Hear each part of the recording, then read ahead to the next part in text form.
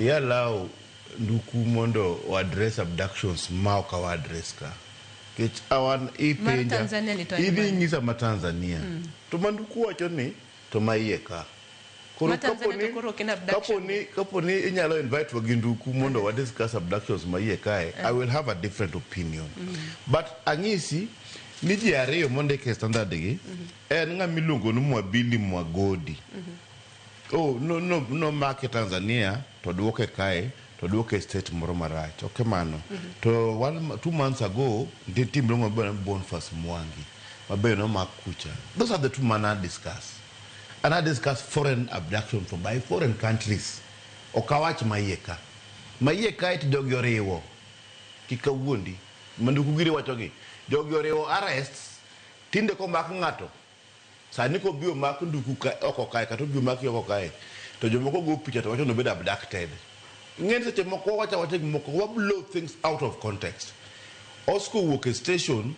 to police of make to tere cell report mother the oko kacha nen abducted arrests can be made wabe uru wuondo jo piny to Tanzania Oscar Mosco Mngadi Tanzania koro gimatimre kaka koro arrest ko abduction no kaka koro gimatimre ni manduku wacho ni ng'ama no tere court one thing kapo ni dhi e piny moro tibedo declared persona non grata ni ibedo deported okin criminal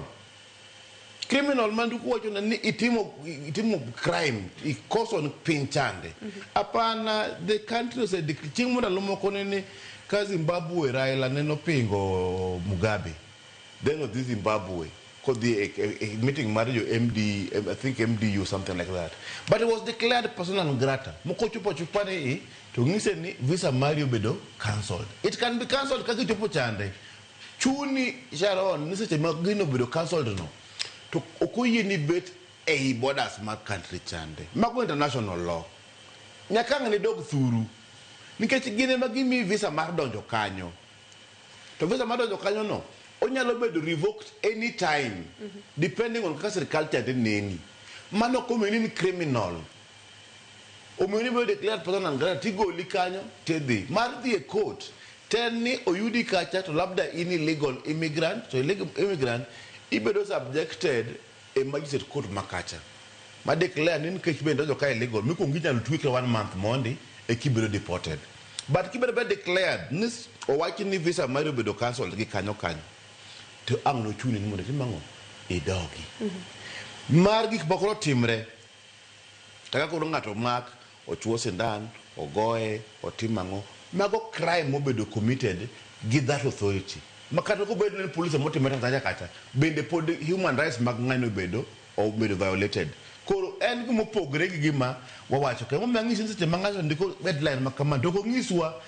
gima otimre adieri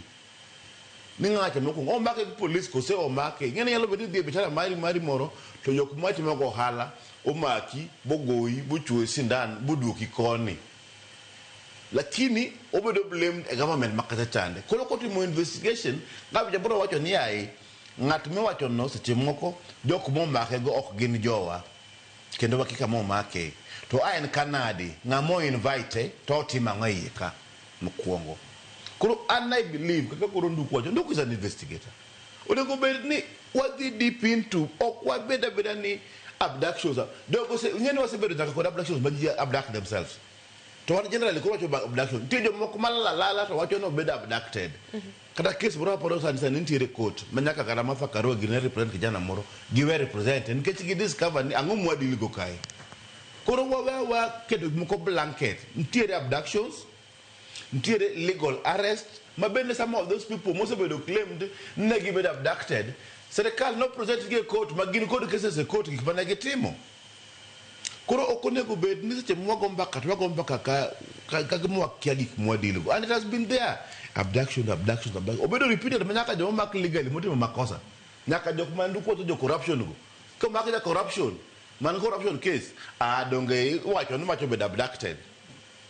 koro watemo nyaka miyo sirkal no bende tije bedo matek nikech koro kinyal mulo ngata kimulo ngata be wacho ni we are seche moko sirkal perform bulo ngone legal arrest of criminals to okomino jok manie siasa ok nyalo timo crime gin gi crimes moko mopogore opogore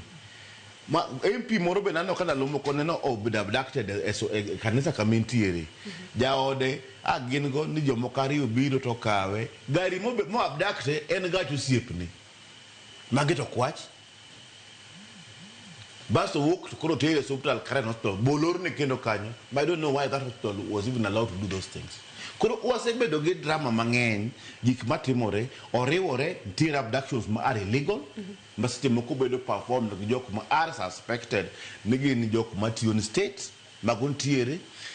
jok ma bedo arrested nikech ing'eni police officer ko arresti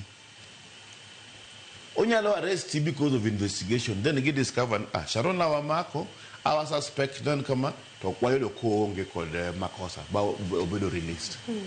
because they have to work also to kama when koro attack the system sirkal timo kama sirkal ok gidhi tiyo tich dhi bedo matek ka Sharon